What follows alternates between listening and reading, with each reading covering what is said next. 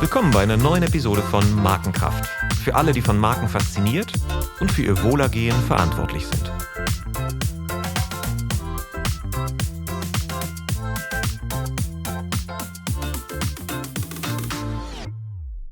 Herzlich willkommen and welcome to another episode of Markenkraft. My name is Olaf Hartmann and I have the great pleasure today to speak to Mark Ritson. Mark is a brand consultant and former marketing professor.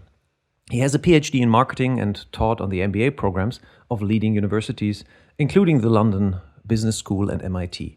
He's writing a weekly column on marketing for almost 20 years, winning several awards for his commentaries, and he established an internal marketing academy for LVMH, the leading French luxury brand company. And he teaches since 2017 the Marketing Week mini MBAs in marketing and brand management, which are truly the best marketing courses I ever attended. In a marketing world where often a lot of half-truths, semi-lies, or pure bullshit are being peddled, Mark is a refreshingly clear voice and whose opinion is backed up by research and a track record working with some of the most successful brands in the world. He's clearly not afraid to say how it is, and I look forward to talking to him about the state of marketing, brand strategy, and the playbook for brands in the coming recession. Welcome, Mark. Great to have you on the show. Great to be here, Olaf. Lovely to see you. To warm up, I'll ask you just a couple of quick-fire questions. Porsche or Tesla? Oh, Porsche all the way. I own several Porsches, old Porsches, which I'm mad about. Yeah, Porsche all the way. A mountaintop or beach towel? Ooh, beach. Beach wins, I'm afraid. Yeah, beach. And on the beach, beer or wine? Oh, it's very, very hard. I have a real passion for both. But on the beach, beer. Yeah, beer. That's on the beach. Beer. Book or Facebook? Oh, book for sure. Beatles or Bach? Oh, that's tricky too. But Beatles, yeah, Beatles. Steve Jobs or Bill Gates? Bill Gates, actually. I always thought Jobs was a bit of an asshole. Yeah, we talk about this like he never does research, does he? Yeah. Bill Bernbach or Drayton Bird? That's an interesting one. Bernbach, I think, but Drayton's a great man. But no, Bernbach is a legend. Yeah, Drayton has done amazing work in direct marketing also. But Bernbach is a different thing. What was the first job that you were paid for? You grew up in England, correct? Yeah, I'm English. The first job I really properly did was I got a job marketing essentially ATM machines for NCR in London after I finished at university. And it was very boring and really, I think, underlined the fact that marketing was often extremely tedious if you weren't careful where you worked. So it really taught me to be cautious about where I worked in the future, you know. That's interesting. But it was a marketing job, correct? Yeah, always marketing. I did an undergraduate in marketing in the 80s and went into a marketing job, and that it was always what I wanted to do, which is strange, really. That's interesting. And what was like going back to your childhood? Do you still remember like the first experience or experiences that you had with brands, where a choice that you made was influenced by the brand? Yeah, I think so. I mean, there weren't many brands in the 70s in the UK. I mean, it would be very much like Germany, I imagine. You know, we hadn't got to that global moment yet. And so it was really about the 4 or 5 ice cream brands that you could get occasionally, you know, and the little sweet brands that you could get occasionally. And they were still incredibly exciting and interesting, you know, but it was, yeah, I can remember being fascinated by them, even though there weren't that many, and even though they weren't that interesting, frankly. So yeah, I've always had an interest in it from the beginning. And then you went into marketing, and marketing and advertising, I don't know how it is in Australia, but in Germany, they basically rank in popularity and trust even below, or they're even with insurance salesmen. It's worse here. It's worse here and in England. Yeah, we are officially at the bottom of the league table, beneath politicians, beneath everyone, actually. So yeah, it's really bad, and probably justifiably so. Yeah, and that would be my question. Do you think that's justified? And how did our industry end up there? And because it wasn't always like that. Possibly not, but yeah, I think we are totally full of shit as an industry anyway. So you have this great irony where no one believes we're trustworthy in the consumer world.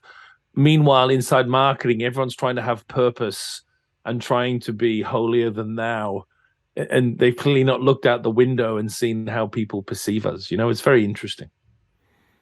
Yeah, you see purpose as something like a bad conscience, huh? Like of marketeers, they're not proud on their profession, Often, so they look for a purpose that they can talk about at dinner parties, like what they really serve. Yeah. I mean, look, there are some cases where purpose is a genuine, achievement, and they should be celebrated by brands. But a lot of the time, it's just total bullshit. Yeah, absolutely right. It's Bob Hoffman has this great phrase about opening your refrigerator and looking at all the brands that you've purchased because of their purpose. It's hilarious. So yeah, we get carried away with how important brands are in consumers' lives, and the reality is they're not important at all. And that's not a bad thing to say or think. It actually puts you in a position of realism, and there you can do good work. But you have to understand how unimportant your brand is to do that good work. Talking about good work, if you look back 50 years and you look at the quality of the cars that you had back then, and you step into a car today, like when you have old Porsche, you step in one of those from the 70s, and then if you have a new one and you step in that one, it's a world of difference. It's completely different. And okay, the one thing is the love for it or the atmosphere of the vintage cars, but nobody would contest that the cars today are just so much better than they used to be. Yeah, it's true. I mean, and I think it's good to be modernist about it, right? I think most things are a lot better than they used to be, And that's my point. And that was my question, is marketing really better than it used to be? I think yes and no. I think we've got some good data to suggest that certainly in the last 15 years, it really has gone backwards, which is quite unusual. If you look at advertising effectiveness, it's less. If you look at creativity and creative effectiveness, it's not as good as it was. And so I do think there's some empirical evidence that we're not quite as good as we once were, which is quite unusual when most things are getting better. Having said that, it's very exciting, right? It's exciting to be in marketing because there's so much going on. But yeah, I do think, you can be guilty of being an old fogey and saying it's not as good as it used to be. But in the case of marketing, I think we've been entranced by programmatic and by digital marketing to such a degree that it's made us think everything's better, when in reality, a lot of this stuff isn't very good at all. To be fair, I mean, the development from the technological side has been tremendous, and the amount of channels that we need to think about and so on. So the distractions definitely have grown a lot. And it's true. It's the look squirrel effect, is people in marketing are very sensitive towards like you say, the shiny new thing, and there have been so many shiny new things, and they're still coming at a more rapid pace. We're talking about it's a concern, Olaf. I mean, if you look at what's happening with television in Germany and everywhere else, it's not dying yet, but it's declining in reach significantly in that under 40 age group.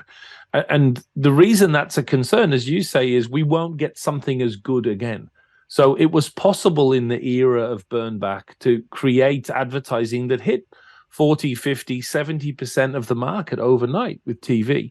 That will never happen again. We'll never get it as good again. So there's a real interesting challenge in the next 30 years of how are we going to reach these audiences when TV is still there, but not doing what it once did? And it's a fascinating question.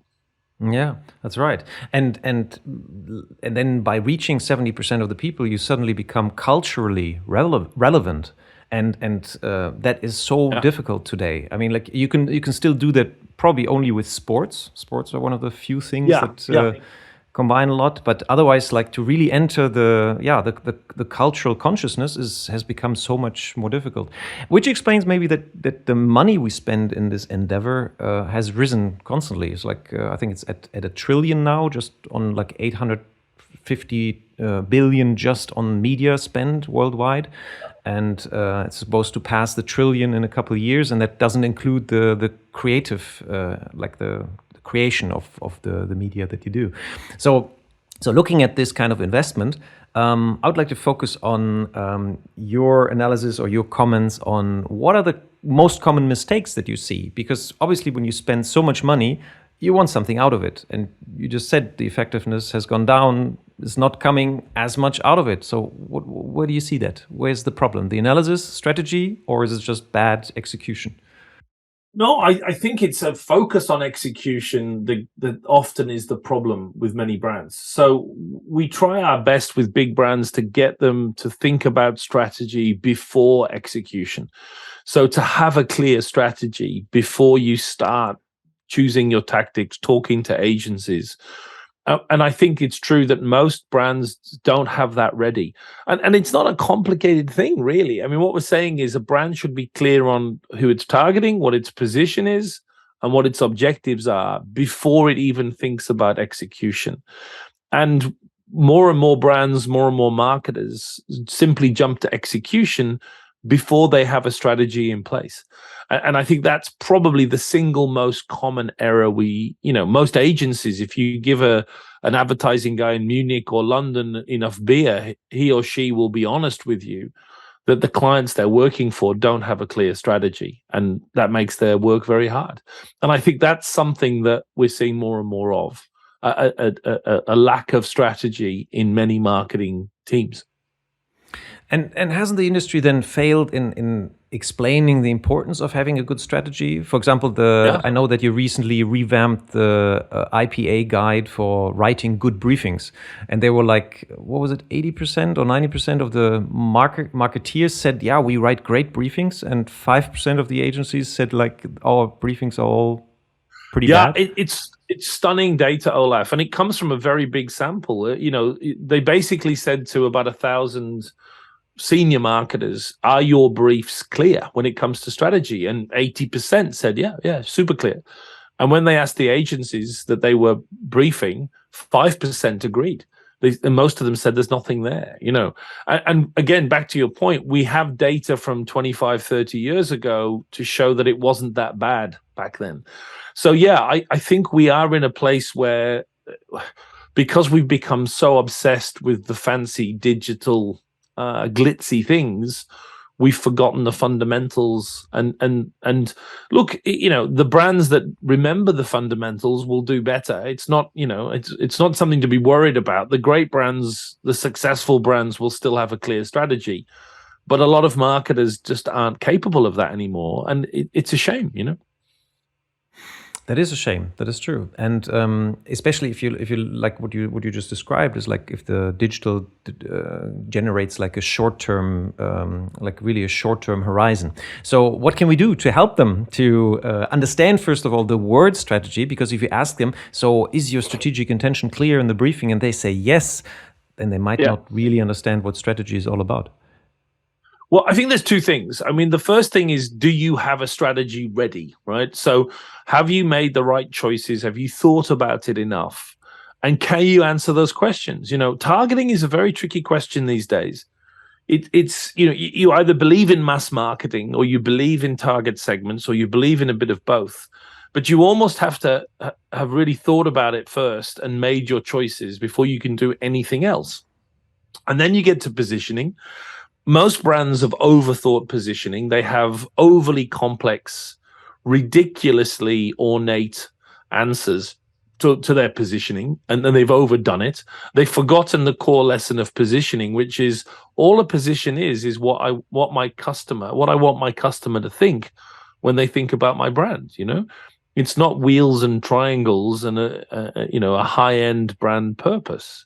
And then finally, objectives. You can't have an objective which is to double sales or become number one in the market. That's a childish thing. What are the levers? What are the 4 or 5 objectives that you want to pull that will generate success? Is it awareness? Is it consideration? Is it repurchase? What are we trying to do here? And when you see those 3 things done properly, not even perfectly, what you get is a skeleton which can drive a really successful long-term growth. but we don't see it enough anymore. And again, I think, yeah, you're right. We're working with the IPA. The goal of the Better Briefs team and myself was just to say, look, this is bad, and all the agencies know it's bad, but they're too afraid to tell the clients. So we'll tell them with the data, and hopefully everyone will get better. Right. Can you share some 2 or 3 insights from that briefing guide to make the listeners write better briefings? So what should they look out for? What should I look out for next time I write a briefing for a creative agency? So I think the first and most important thing is don't get too obsessed with the document. I think because of the Americans, we tend to think, a client brief is, it's all about 2 pages and they're getting the right boxes and all of that. The document's part of it, but a very small part. Briefing is how you select, work with, motivate, interact with your creative partners. So it's bigger than a document, first of all. The second thing is, again, be clear on your strategy and have your strategy finished. So what we find a lot of the time is companies are bringing in agencies and they're not ready yet. They keep changing their minds, and that's paralyzing for everyone. So get the thing finished. Be choiceful. If you study strategy, it's really comes down to essentially being very complex and advanced in your thinking to produce something that's incredibly simple and obvious. And when you don't think about it enough and you're not ready, your strategy is complicated, which is a sure sign that it's not a good strategy. So spend a lot of time on it, really complex, advanced thinking to produce something very, very simple.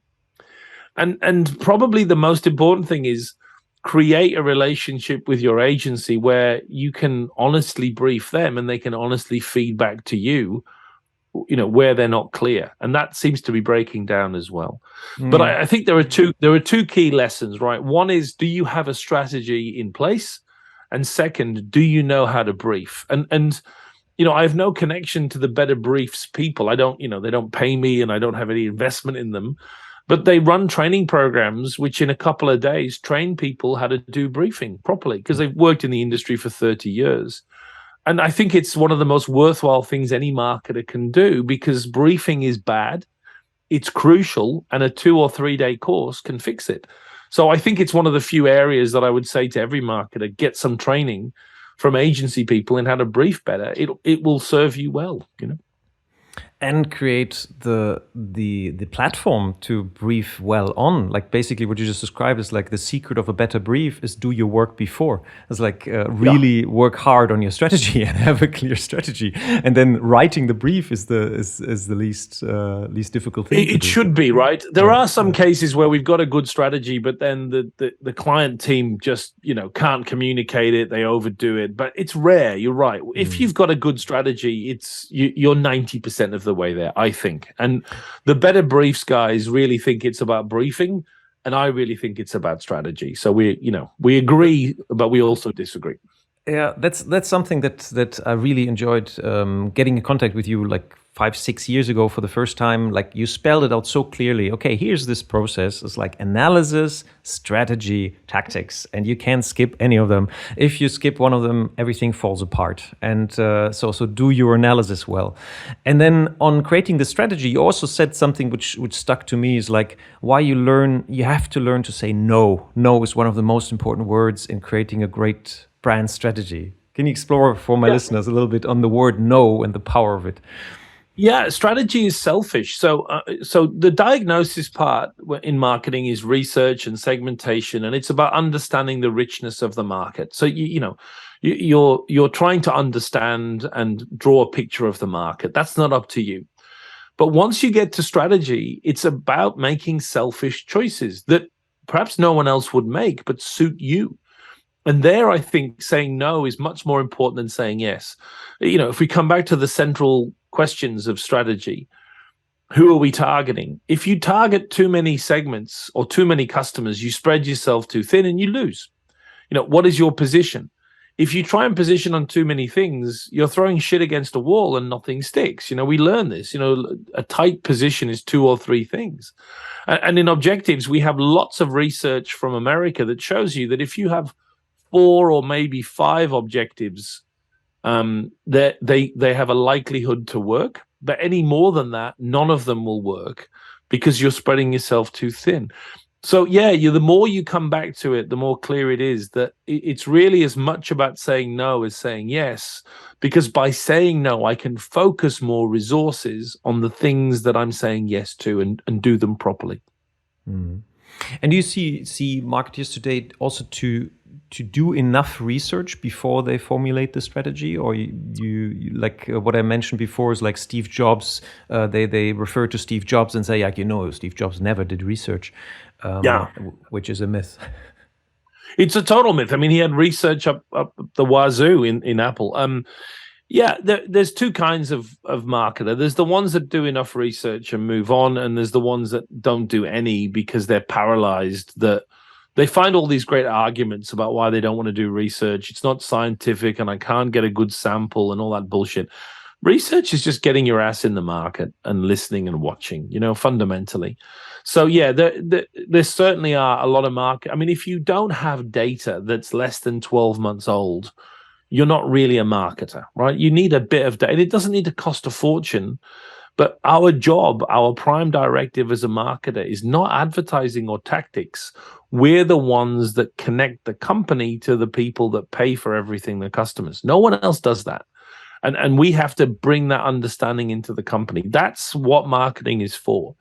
The rest of it follows later, but our prime directive is to help the rest of the organization understand what the customers actually think.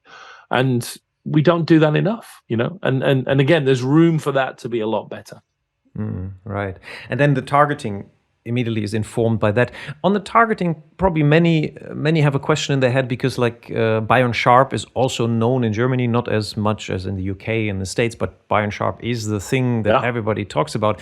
And he basically says forget about targeting. That's what people understand. I know that he doesn't say that, but what people understand is forget about targeting. It's all about mass marketing. Just target the whole market and that's it. Yeah, look, and I have to give him credit. I mean, he's changed the perspective of most marketers in the world now from thinking mass marketing was always a mistake to realizing that it often works better. There's a couple of caveats, though. I mean, the first one is you have to have enough money to target the whole market.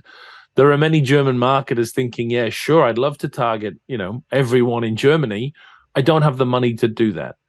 The other big snag, at least in my experience, is I think Sharp is correct when it comes to brand building. So if you have the money and the resources, I would target everyone when you build the brand.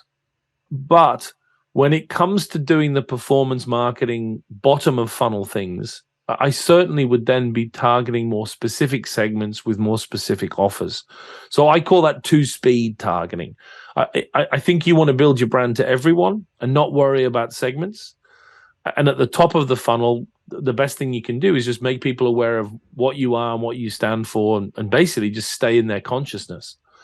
But down the bottom, I think to activate, it still makes sense to target often with, different messages at different times with different offers. So I think there's a case for both. But yeah, there's certainly more arguments for mass marketing now than there ever have been in the last 50 years in marketing. And to some degree, it makes a lot of sense. Yeah, and it really rung a bell with me also because there are some very good case studies out there that prove that point. It's like Mateschitz from Red Bull, he was criticized for sponsoring the Formula One by a time where 80% of the countries where Formula One was watched, Red Bull wasn't available, and they said, "Well, it's like big waste of money." It's it's not a waste; it's an investment for future markets. It creates brand salience in markets that later on, they could buy the product, and some of them several years later. But because of the Formula One presence, the brand was already there in the conscience. And so basically, it's one of the tricky things, right, about brand building is if you go back to cars again. I mean, there are advertisements that I was served 40 years ago that will have paid back, now, because they built for me an image at a time when I was ready to build an image. And, how do you calculate the ROI for things like that? And the answer is you don't, right? You can calculate return on investment for the bottom of funnel targeted stuff. I run this promotion, I generate this many sales. That's a great calculation. You can't do it at the top. You can't show an immediate dollar return for your brand building efforts. And everyone tries to do it, and it's a mistake. It doesn't, just because we can't show an immediate dollar value doesn't mean it doesn't have that value down the track. And I think we have to be a bit smarter about recognizing sometimes return on investment isn't the best measure, simply because it's hiding a lot of the value that will happen later on. That's a very good point. I would like to explore a little more.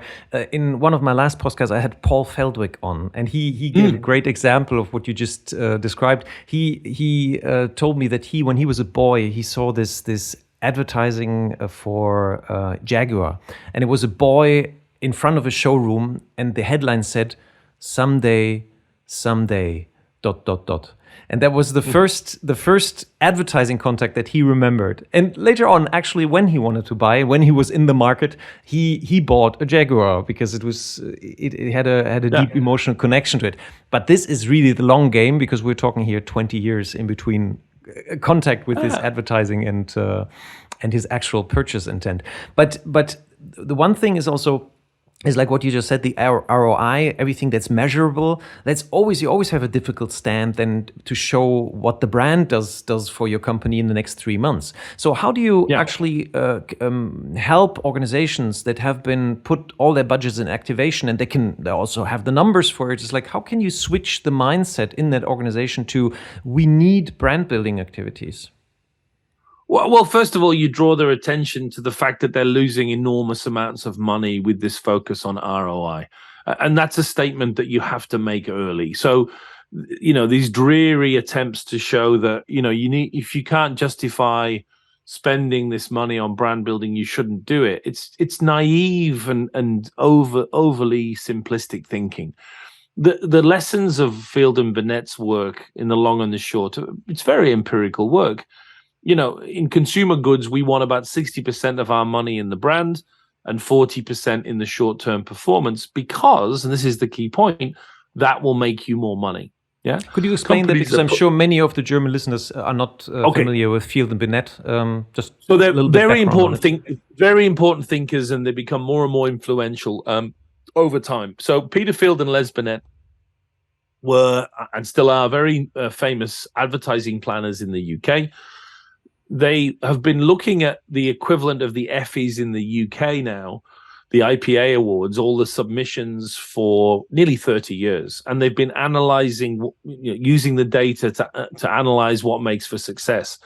And one of the many things they've discovered, and they're brilliant statisticians, is that if you look for the optimum mix in, let's say, consumer goods, the best mix to make you the most money is 60% of your money on brand building and 40% spent more on performance and activation and shorter term stuff.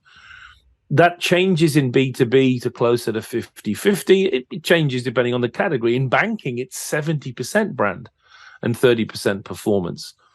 Now, the problem is, if you were to go into that, if you were working in a German packaged goods company, and overnight you said, right, we need 60% on brand and 40% on performance and sales promotions and so forth, for the first year, maybe year and a half, you might actually make less money than if you just put all of it on performance, activation, etc. Because that longer term brand building takes a while, a year or 2 or 3, before it starts to kick in and filter down the funnel.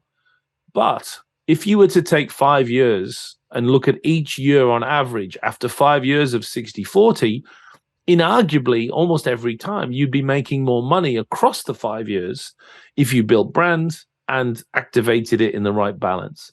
Because at the end of the day, your bottom of funnel is only doing certain things. You need the bottom of funnel to feed it as well and generate price insensitivity. So, the sad thing about companies that are driven by marketing ROI, ironically, is they're losing large amounts of money because of it.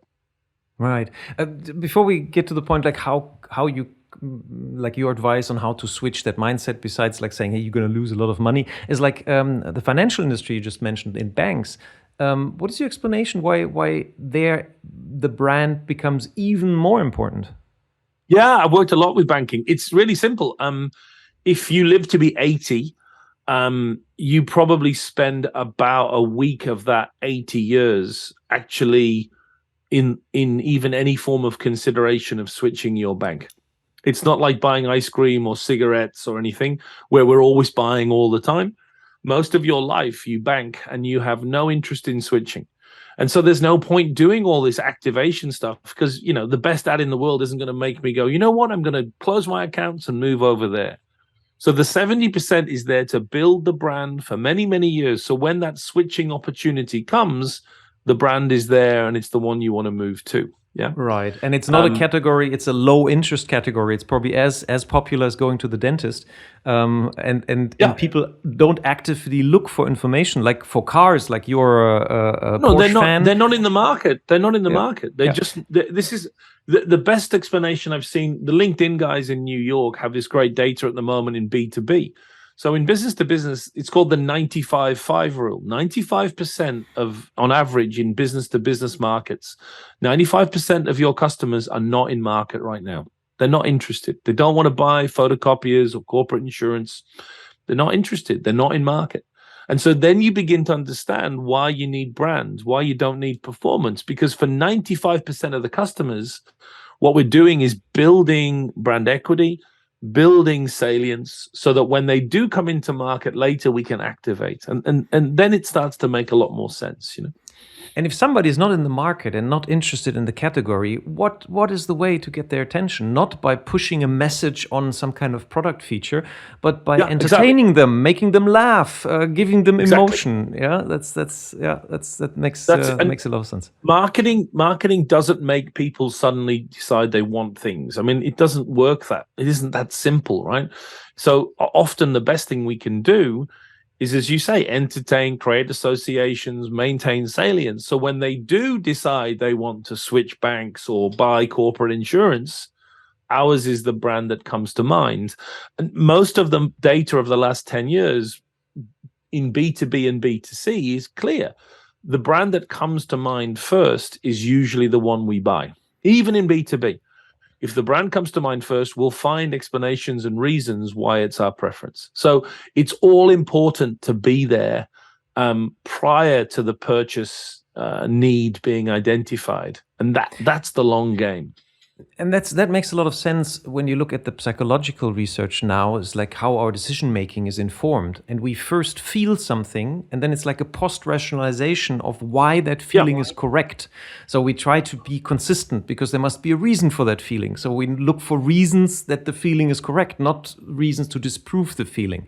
So having that semantic memory they're talking about, connected with high emotion, then you get people in the right mood the moment they want to decide something. That makes a lot of sense. Thank you.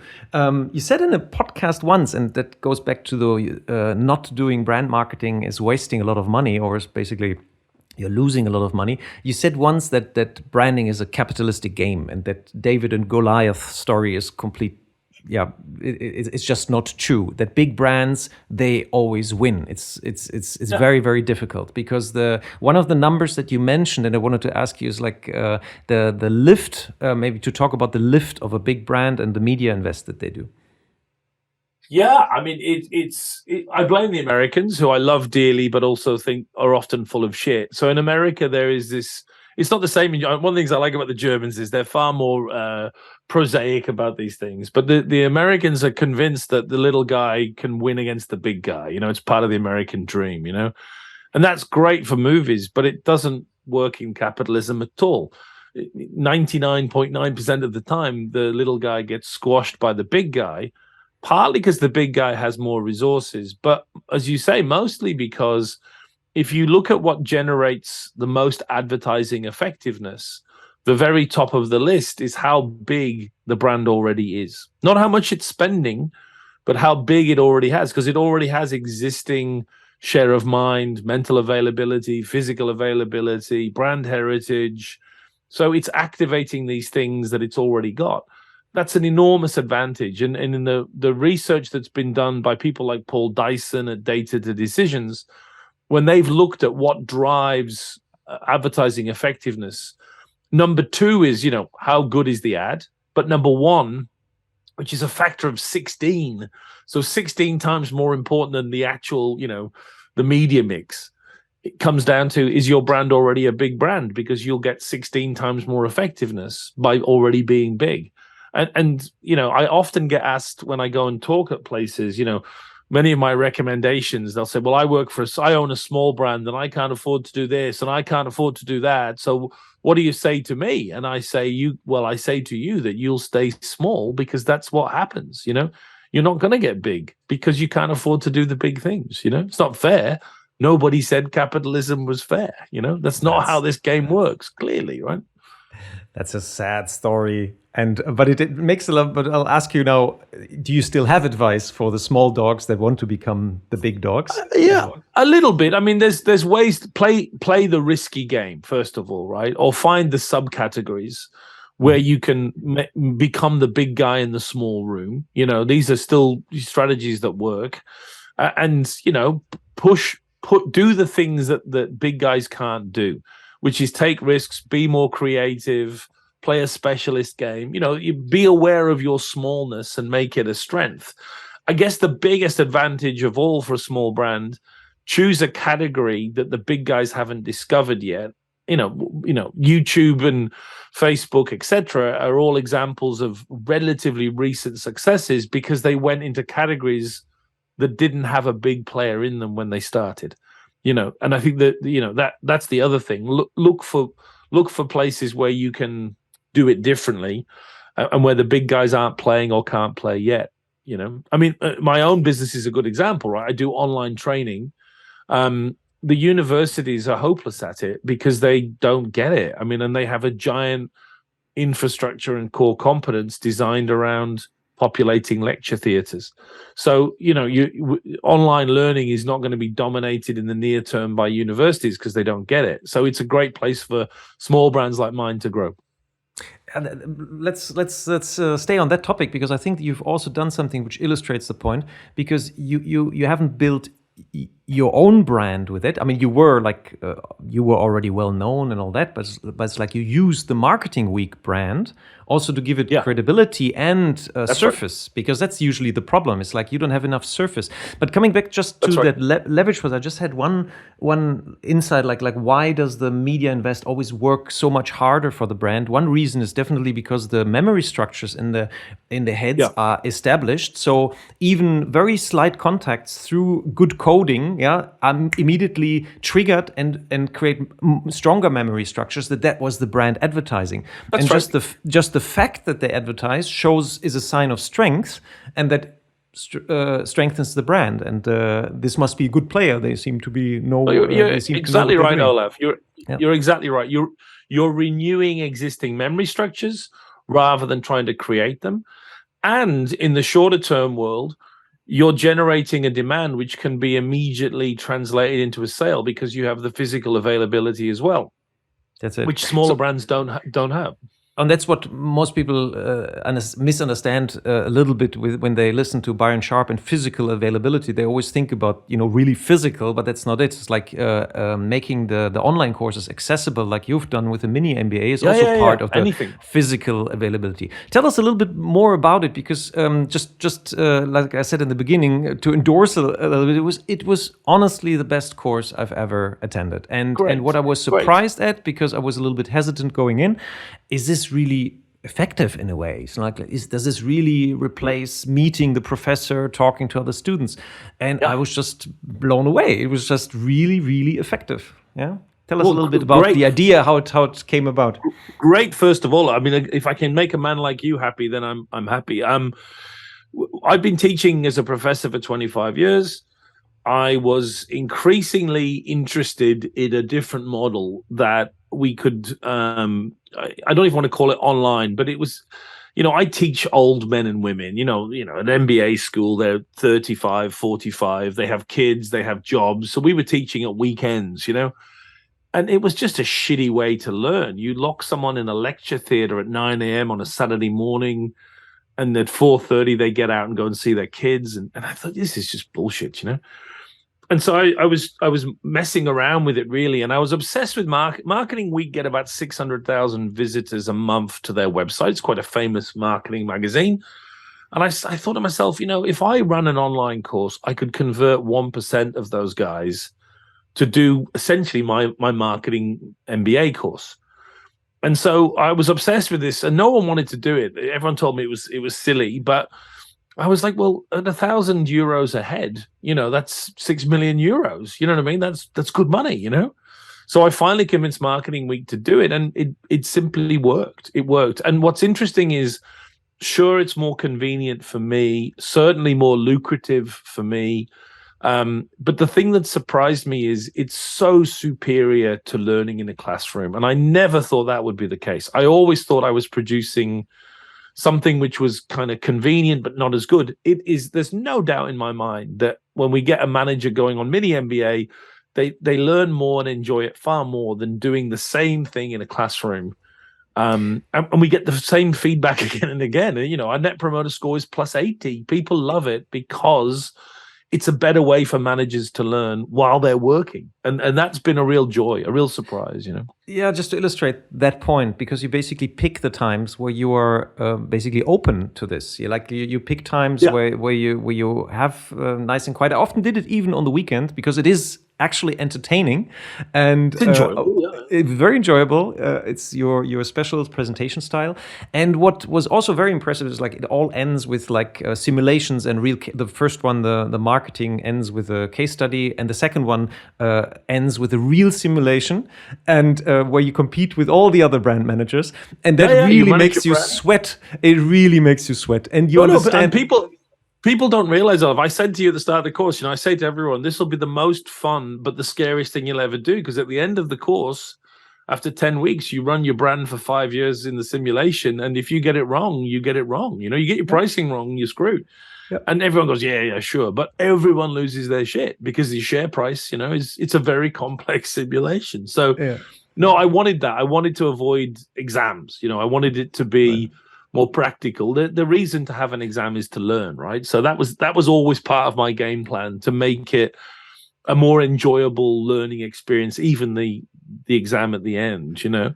And it's great. It's great fun because everyone enjoys it, and the grades don't really matter, which is another great thing about not being a real professor anymore. I don't care, But the learning is great, and everyone that does the course goes off and their careers go crazy, and then it's fantastic because they send you all these messages, and you just feel it's a delight, to be part of the transformation. And you said you aimed originally for 6,000 participants. Where are you now with the mini MBA? Oh, way past that. We've lost count a little bit. We've been going for 6 years, and in the early years we weren't really keeping a good count. We're close to 30,000 alumni now in certainly 60 countries, and we keep growing. And we have 2 courses so far: mini MBA in marketing, mini MBA in brand management. But we'll launch a mini MBA in general management next year. So everyone that's done the marketing course, we'll now build a general course in management for marketers, which will be exciting. And we keep growing, and we've got this amazing alumni all over the world. They're all very happy, and we occasionally are going to get together. So it's a remarkable thing, Olaf. I don't know, we weren't really expecting it to be this successful, but it's great. Yeah, and to apply it back to our topic, basically this as a small brand, you used also one thing is find something that nobody else can do, and then connect it with also a stronger brand that gives you the access to the market. And that could also be a strategy for smaller brands to say okay, do I have to be a brand myself, or smaller companies, or can I grow this into something where we can leverage a bigger brand? So congratulations, first of all, that all this worked out fantastic, and now the recession is coming. We've been. You wrote a great column in the beginning of COVID, and I love that column, and I used it in our newsletter. I've quoted it very often, and it was it was, in a way, it gave you a perspective on, okay, guys, recession, it's coming and it has been there before, and there's a playbook for recession. So brands that are actually able to use this, they can really benefit and grow. And then two years later, we get out of COVID, and the next thing comes here in Europe, the Ukrainian war. So we get it. Could you refresh that message? What brands can do to still use this constructively, get through it well, and come out stronger? Yeah, so we've got a funny one, because we're going to go through, I don't know how things are right now in Germany, but we're going to get some form of perhaps not a recession, depending on how strong the economy is, but certainly, we're going to go backwards in terms of growth. And at the same time, we're going to have inflation in terms of pricing. And so it's a peculiar combination that we don't get very often. In terms of recession, the playbook is very, very clear. So we've been studying recessions for 100 years, and we see the same pattern every time, which is if you can maintain your advertising spend during the years of recession, you don't see that much advantage over your competitors who cut back. But as soon as that recession ends and we start to grow again, the impact on the growth of companies that maintained their spend during the recessionary years is spectacular, proven, inarguable. Even when we went to the GFC, and Nitin Noria, was the dean of Harvard at the time at the business school, wrote a lovely article about breaking out of the recession. He studied the companies that ended up better off after the GFC, and his main finding was they maintained their marketing spend because we're not doing it for the short term, we're doing it for the long term. And so the reason you should maintain your brand building money is not because of the recession itself, or even because of competitors, even because of consumers. It's because your competitors are going to cut back, and you will get a much better share of voice, and you will build your long-term brand and enjoy significant growth for many years afterwards. So in recession, the message is maintain your spend, especially the brand building stuff that often is the stuff we cut back. In terms of influence, that is connected with the excess share of voice. Could you explore on that concept, because I'm sure that's very interesting to hear from you. Yeah, the mechanism behind it all is known as excess share of voice, which says that in most markets there's a very strong correlation between your share of voice and your share of market. If a brand has 20% share of voice, it invariably has about a 20% share of market.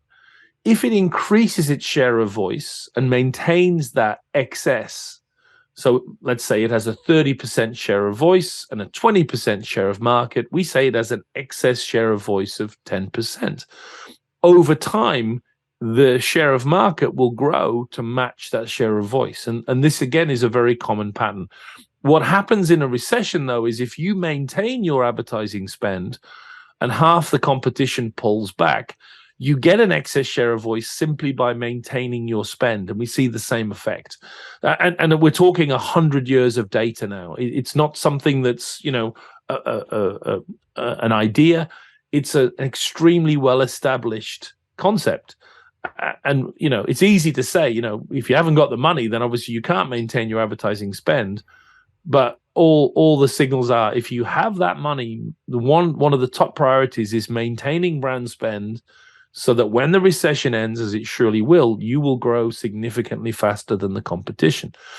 And it's one of the inarguable principles of marketing. It's right up there. Yeah, that's very good. And what you just said is make the shift towards brand makes also a lot of sense, because if people are not willing to spend or not in the market, you can push as much as you want. You're not going to get the spend, but you can still create the memory structures that later create a positive predisposition in the moment that they think about, when they develop a need. Mm-hmm. Okay. Yeah, and the challenge, though, for a lot of businesses going into 2023 is we also have inflation. So that has a different message.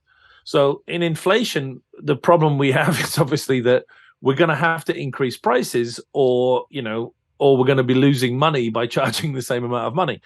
And the problem here is most marketers are not involved in pricing anymore. They're advertising only. And that's a real mistake, because it turns out in pricing, there are kind of three elements to pricing. There's price setting, there's the price, and then there's the way you communicate or frame the price to the consumer. It is, again, inarguable that the way we communicate price is more important than the price itself or the way in which we set it in the first place. And marketers can help you with that. So communicating a price increase, for example, is supremely important right now to get right and do it in the right way. And again, there's a playbook for how to do it. Call it a price increase. Don't try and hide, for example. Explain why you're doing it in simple terms. Remind the customer of the value that you're still offering them. There's a great way to do it. And most companies aren't doing it because pricing is being run by the finance team, who just think, well, we'll just change the price. They don't get the consumer angle. So again, I think there's a real opportunity for companies who understand things on a marketing level to handle the recession better and to handle inflation better. But we need good marketers, not the ones we often find running things in some companies. I have a very good example of how to deal with this. It's like by a German chocolate brand. It's called Rittersport. It's like these square. You might have seen them. I know Rittersport. Yeah, it's a fine chocolate bar. Yeah, fine chocolate, and they have lots of. One of their most favorite flavors is like the whole nut chocolate, and the nuts, they increased tremendously in price. That's already a couple of years back, not right now. And they had like that was the time. I don't know if you noticed that the Toblerone, where they did that in the UK, where they cut every second little mountain. Yeah. Like you still had the same packaging, and then the chocolate came out, and every second mountain was missing. Yeah. That was due to the price increase also of the raw materials and also the nuts. And what Rittersport did, they examined like what makes the perfect nut chocolate, and they realized actually our chocolate would still need more nuts. So what they did, they actually added nuts and created a new class. They called it the Nussklasse, yeah, and they increased the price. Yeah, and it was a big success, and it also built the brand again. It's like it's a confident move. It's like, hey, what we're really about is maximizing the taste for you, and we're not. And there was also, it was then above €1, which is also a difficult price point, and then it became €1.30, so 30% more expensive than it was, but it was successful. No, and that's the sort of stuff you want to see. I mean, I'm not saying it always has to be higher prices, but price and value are they're linked together. And I think the problem with most pricing when it's done by non-marketing people without any marketers present is we end up basing it off costs. We end up basing it on competition, neither of which have really got anything to do with it. You know what I mean? At the end of the day, we're pricing for value, perceived value. And if you don't have someone from marketing that understands that perceived value, then we're going to get pricing horribly, horribly wrong. I think it was McKinsey that said 90% of the time when they look at pricing that's wrong, it's underpricing, that we underprice things because we're not confident in what we offer. So I do think marketing has a role to play in price setting that, again, we need more of. That's interesting. It leads us down one road, is like how marketing actually can communicate within an organization. Once you have the positioning, now you know what kind of mental structures you want to create, why people should remember you, what they should feel about you, and then and you only control usually the communication budget. But actually, the service department needs to understand, the sales department anyway, but also the finance department on the price. Do you have any tips on how to create this kind of overall awareness? Like I always say, like brand is not a department. Yeah, in marketing's case, it's really important that marketers realize they're not ever going to be in charge of pricing in a German company. That would not be advisable or possible. But it's also equally stupid that we don't have marketers sitting around the table when those pricing decisions are made. And that's the balance, right? Just because marketers can't control something doesn't mean they shouldn't be involved in it. Now, the problem is, and Germany, unfortunately, is no better than most countries, we have a lot of marketers that wouldn't know what to do if they were invited around the table to talk about price. They're essentially advertising specialists. So we need two things. We need marketers that actually understand all the tactical levers. Yes, it's communications, but also understand distribution and product development and pricing. And then we need companies to say, you're not in charge of pricing, but where's the marketing people? Let's ask them about value, about price research. Let's have the customer present through the marketing team in the pricing decisions. And it's not happening. It's really not happening at the moment because we don't have demand for it and we don't have the marketing quality of supply. But again, for the companies that can do this, there are big advantages to be had. Right. Yeah. So they need to learn to speak the language of also the finance department. Maybe, Olaf, but more basically, marketing was never meant to be communications only. If you run the numbers on it and you know what you're talking about, advertising and communications is roughly about 7 or 8% of the total marketing challenge, right? If you understand the full scope. Pricing is more important than communications, and its impact on the business. So it isn't even learning the language of the finance team. It's remembering what marketing is meant to be about. It's not meant to be just communications. We have a generation that don't do research, don't understand strategy, can't be involved in pricing, don't understand product development. All they want to do is digital communications. It's a tiny fraction of what marketing can do for a business. And even within the communication, the digital is only one part. Yeah, it's right. And also place. Like if you think about, I think in luxury brands, this is the sensitivity is much higher because every sales director of, for example, Chanel would not allow you to sell Chanel lipsticks at the railroad station. Yeah, because everybody knows what this does to the brand and the perception of the product. Yeah, so all this is included. So the place also is an important signal, that shapes the perception of the brand. So why should the marketing not be part of the discussion? Which distribution partners is going to be the right one for us, and who to take on and who not to take on. Well, look at the number of brands. Look at the number of brands that went straight into supermarkets in Germany, because that's where all the customers were. And what they did, to your point, failed to realize was unless you build the brand outside of supermarkets first, you have no hope once you're in supermarket distribution of building brand. You're in trouble. It's a marketing insight. That you build brand outside of the supermarkets before you go in. But if you're run by salespeople, you won't get that point, Yeah. There's also a good example from Germany, which was a drink, Bionade, and it was like a rebel lemonade. It was the first ecological lemonade, and it was first sold in Hamburg in the really the cool bars, and it was a little bit about counterculture and revolution. The official drink of a better world. That was one of the slogans that they used. The official drink for a better world, and then the owner family sold it to a big beer company in Germany, and they had amazing distribution afterwards because obviously the beer company had a huge sales force, but the sales went down because the core of the brand was damaged. It was the meaning of the brand changed. You can survive that. I used to work on Dom Perignon, where it was, Costco was a very big customer in the States, but the lesson is you have to balance it out. For every sale you get in Costco, you need to be very prominent in top tier distribution networks elsewhere. You can balance it out. But if you just take the money and you don't reinvest it, then things go wrong. All right. Talking about look, squirrel, the shiny new thing. I would like to get your take on the metaverse at the end because Mark, an hour has gone by like this. It evaporated in podcast time. So, as a last segue, give us your take on the shiny new thing, the metaverse. Oh, look, it's a temptation for it's the latest temptation for marketers that don't want to do marketing. Yeah, NFTs, the metaverse, 3D printing. We've been down this road before. VR headsets. We have this eternal attraction to shiny things. The metaverse is clearly a massive thing. It already exists in computer games, by the way. It's just that marketers don't realize that.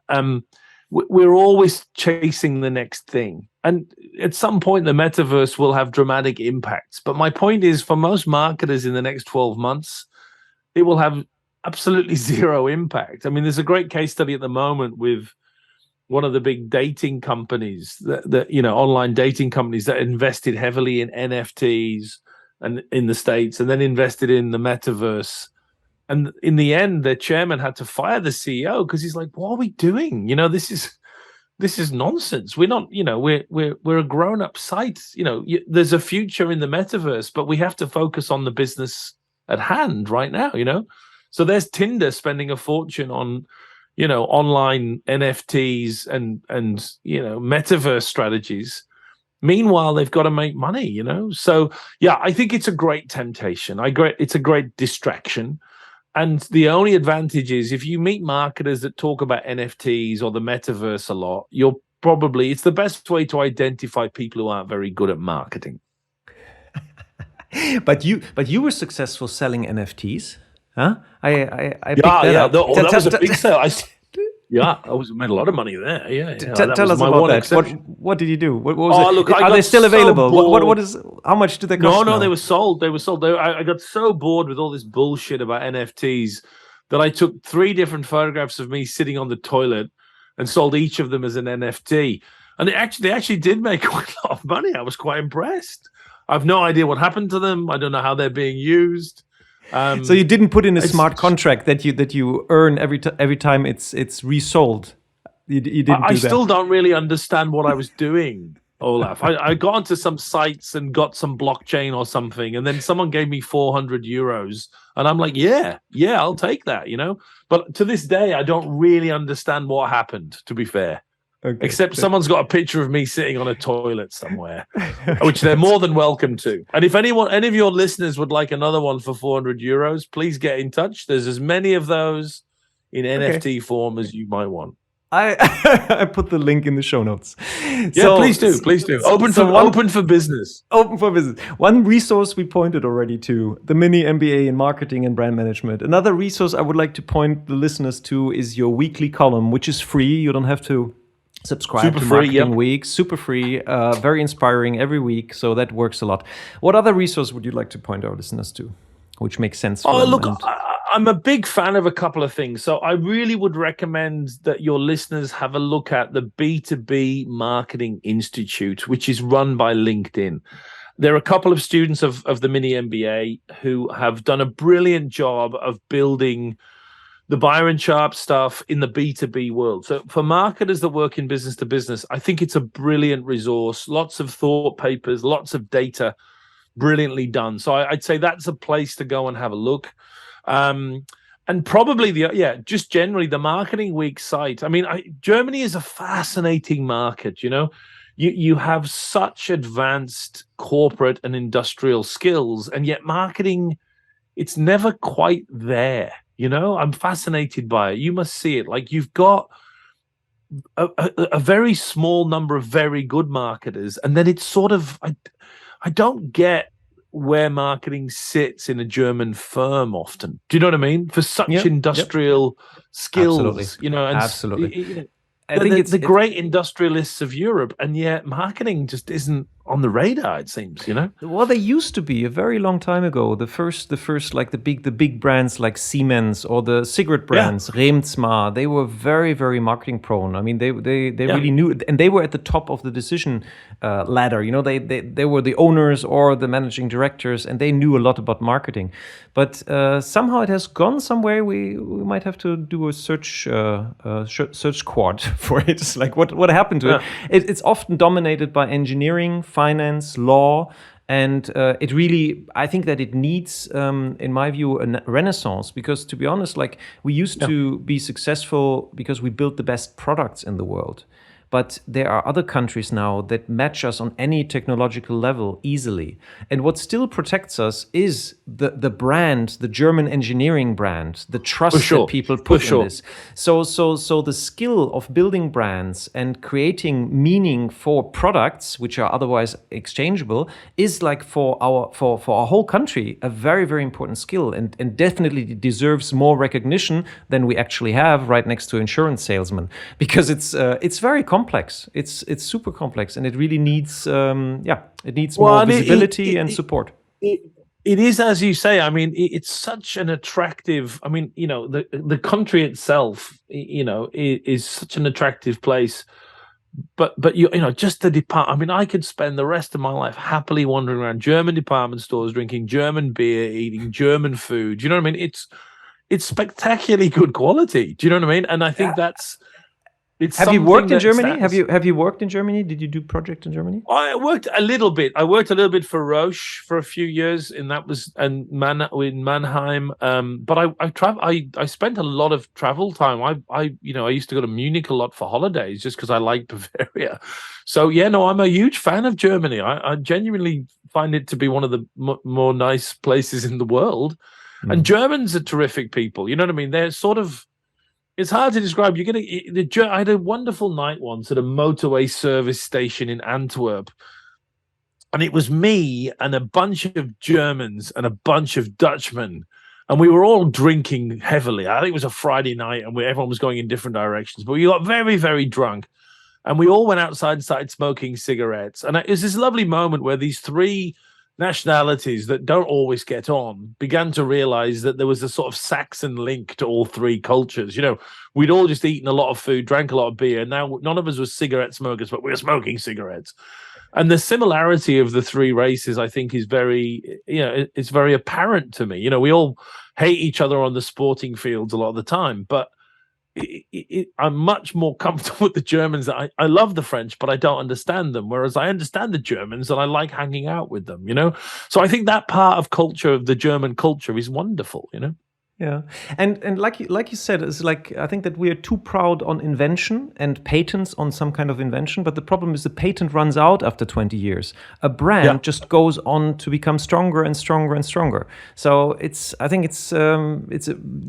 need that reconsideration. So maybe this podcast I remember that the moment that I think the best moment ever, Olaf, I saw that was I was working with for LVMH for many years, and Mr. Arnault, the founder and owner of LVMH, was on French TV, and Apple had just become the world's most valuable brand.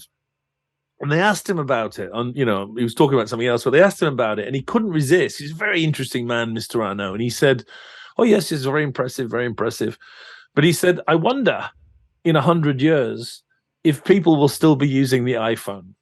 And he said, "Because I'm pretty certain they'll still be drinking Dom Perignon and carrying Louis Vuitton bags." And it was a very, very, very nice way of saying the strongest brands have that eternal life. You know what I mean? Which, as Porsche have demonstrated with the Taycan, you can live on, despite the ruptures. And I think that absolutely the two things about brands we forget, I think, especially with the Ehrenberg Bass influence, which is more about sales, the price premium that you get for a stronger brand needs to be talked about more. And your point, which is just the long-term health of the organization when you have brands and brand extension, these are maybe the two biggest arguments for brand building, right? They're more than sales. You have eternal life if you don't screw things up, and you have significantly more profit. Yeah, totally. So maybe this podcast helps a little bit to spread the word. Brands are really worth investing in, but you still need innovation as well. Yeah. So I know you once said that writing a book is not for you, but a question: is there any kind of book that you've gifted often? Yeah, look, I'm a big fan. Particularly, it's summertime in Germany. You want to read the Good Strategy, Bad Strategy by Richard Rummel. That's a great book. Because it's actually very readable. It's a good book. They have a German, I'm pretty sure they have a German version too. So yeah, Good Strategy, Bad Strategy is a lovely book to read. It's very, very addictive and reading. And the to author read. was, I didn't catch the name. Richard, I think, is it Rummelt? I've forgotten his name now. We put it in the show notes afterwards. We put the link in the show notes. I think it's Richard something, Rummelt or I get his name mixed up. But yeah, it's a wonderful book and it's well worth a read. Great. Now, my last question. You have the chance to put on all the screensavers of people responsible for brands in Germany. You can put something on there for 1 month. What would it say? Oh, look, it's very self-serving, but I would say the thing about being a brand manager is you can be trained in brand management and you can get really good at it. So come and do mini MBA in brand management, or something else if there's something as good. Brand management is a skill that is a guild that you can learn how to do it properly. And I think we need more well-trained brand managers. And that's the thing brand managers should realize. Yeah? Training makes you good. Okay, so it says get trained, become confident, click here. So that's going to be on the screen. Exactly. Couldn't do it by myself. That's perfect. Excellent. Mark, my sincere thanks for your time and the great conversation. This was really fun and very valuable advice. I wish you all the best with the mini MBA, and I'm sure it will continue to thrive and help people really become better brand marketers. And I hope you continue to have fun with it. Danke schön. Und das war eine weitere Episode von Markenkraft. Vielen Dank, dass Sie dabei waren. Wir hoffen, es hat Ihnen genauso viel Freude gemacht wie uns. Wenn ja, empfehlen Sie uns, Ihren Freunden, Ihren Bekannten, Ihren Kollegen und bewerten Sie uns auf iTunes, Stitcher, Spotify, Soundcloud, egal wo Sie diesen Podcast hören. Share the love for brands. Machen Sie es gut für sich und die Menschen in Ihrem Leben.